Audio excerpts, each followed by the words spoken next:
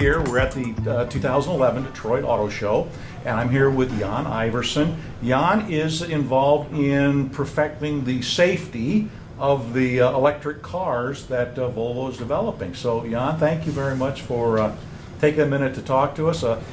What I'd like to do, start off with, of course, is maybe give us a little background. When did you get involved with, and then maybe why did Volvo get involved with electric car technology, and then how did safety come into it? Yeah, I think, from a safety aspect, we're very much into the planning of our products in very early phases.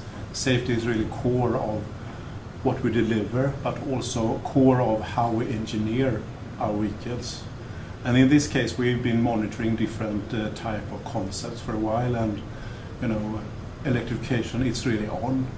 And if you look into it, you can find golf cars and that type of cars or vehicles, obviously not developed from a safety aspect as all, just for transportation. Right. I've also read about in-city type of vehicles that you don't really need to have any safety in, but if you look into it, we think if it should be a Volvo, it should be a complete offering a lot of good attributes that our customer needs, and of course safety as well. So already from the start we were part of this project, and what we have done is that we have used our smallest vehicle, the C30, being a typical city car, but also a challenge from how you use the volumes in the car to have the batteries packed in a safe manner. Right. If we could do it in a small car, we can make it in a bigger car as well. So this program began when? A couple of years ago? We started more sharply 2 years ago. 2 years ago, okay. And this is, it's a work that we do on already existing car, the C30 combustion engine driven car. So what we have done is that we have replaced the combustion engine with an electrical engine, and then we have done engineering work around the battery function of the car as well, from a safety aspect. So what are the challenges that you saw in having to create an electric version of what had been a very nice internal combustion engine? What were sort of those concerns that you had? Yeah. Number one is to deliver safety performance from a real-life safety perspective, of course. So if this car crashes, it should deliver the same top performance as you have in a standard combustion vehicle, a C30 vehicle. So the C30 Electric should be as safe as the C30 combustion engine. That's number one. And that's also one of the reasons why we have done this test. It's to verify that we really get this high level of performance for the people inside the car. And then in addition to that, we have done a verification of two other aspects that is very important. One is the high voltage system. You don't want to have that power from cables and so on into the frame of the car. Right. So we need to understand that if we have a collision, that we disconnect the battery from the rest of the car, and that is done by using the airbag sensors in the car. They will send a signal not just to the restraints, that is the potentials in the belt and the airbag. It will also send a signal to a disconnection of the batteries. So that means that the battery is on its own without having power out in the car as we have a collision. And the third thing is, and that is maybe the hardest one, is to have the battery located in a safe position in the car and still generating enough energy for this type of vehicle. You need a driving range, so you need a fairly large amount of energy, but still you need to position it safe in the car.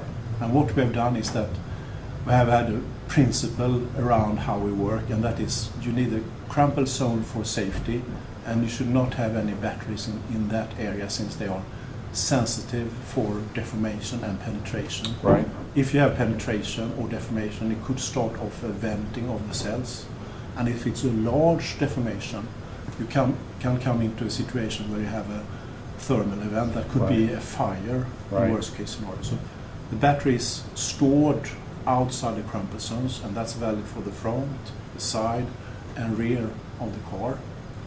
And then we have also positioned the batteries outside the compartment where we have the people, you know. So if we should have a ventilation, the gas should disappear from the car and be outside of the car. Okay. Now, by taking and removing the gasoline engine, you've replaced that obviously with a front wheel. I'm assuming it's a front wheel Yeah. electric traction motor and transaxle arrangement of some type. But you are reducing, I'm thinking at least, you're reducing some of the mass up front that you would have typically used for some of that energy absorption in the event of a front end crash. So did you have to then sort of beef up the structure of the vehicle some in the front to compensate for that? Yeah, we have as in the C30 combustion engine, we have an engine that takes quite a large volume, and now we have this small electrical Right. engine. So what we did was that we used that volume to put in a structure, and that replaces the combustion engine from a perspective that you need to distribute the forces into the structure, the supporting structure of the car. But it also is a energy absorption in that structure.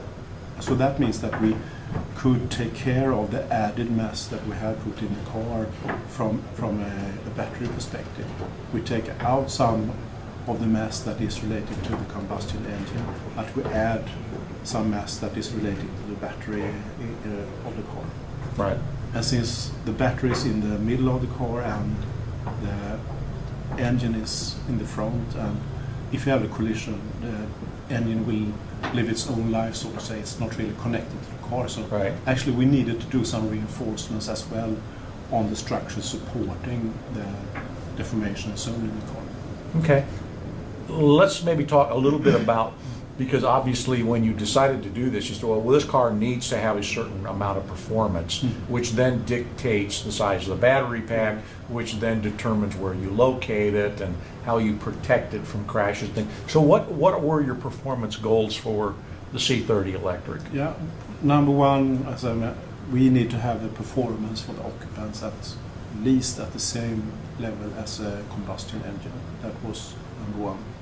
And then we did a review on data from a real-life safety perspective. You know, I have extensive data on this type of car from our investigations from field accidents.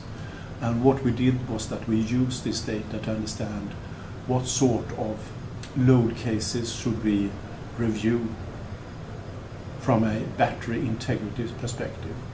So what we have done is that we have set up targets that are somewhat different on this installation compared to the C30 standard car. And one of the minor differences is that we have added in a quite tough pole test in the front of the car. I'm sorry? We have a pole, it's like a tree, you run into a pole or tree. Oh, okay. So the idea with this is that you have a fairly sharp deformation of the car. And that means that you need to really manage this deformation in relation to the deformation zone, the crumple zones, the supporting structure, and the battery location. We added that into our verification of the car as a physical test, and then we run several calculations that is around this type of analysis. So, part of the reason somebody's going to buy an electric car, obviously, is they want to reduce their use of petroleum, but they're still not going to want to necessarily give up acceleration, and there's going to be some compromise, obviously, on driving ranges simply because of the difference in energy densities. Yeah.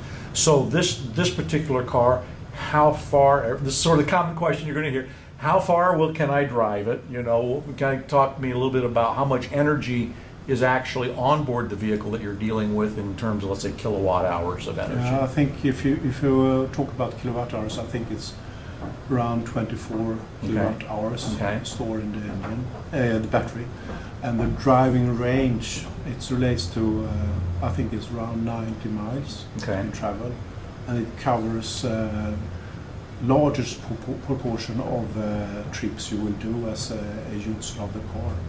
Okay. And that is actually one of the things that we would like to learn from this project. We are now in the end phase of the verification of the car, and we go into production mid-term this year.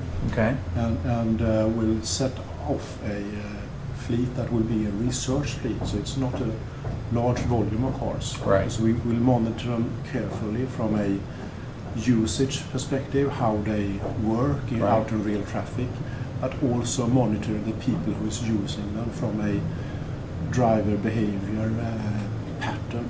Right. So you need to charge this more on a daily basis. You need to change your behavior pattern, how you use it. So how many of those are you going to build then?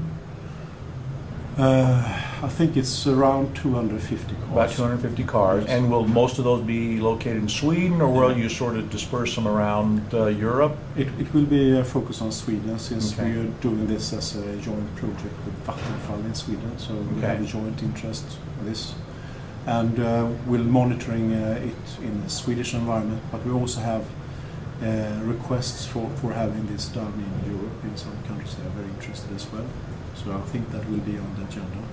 But we have also had a discussion about having some cars even over here in the US.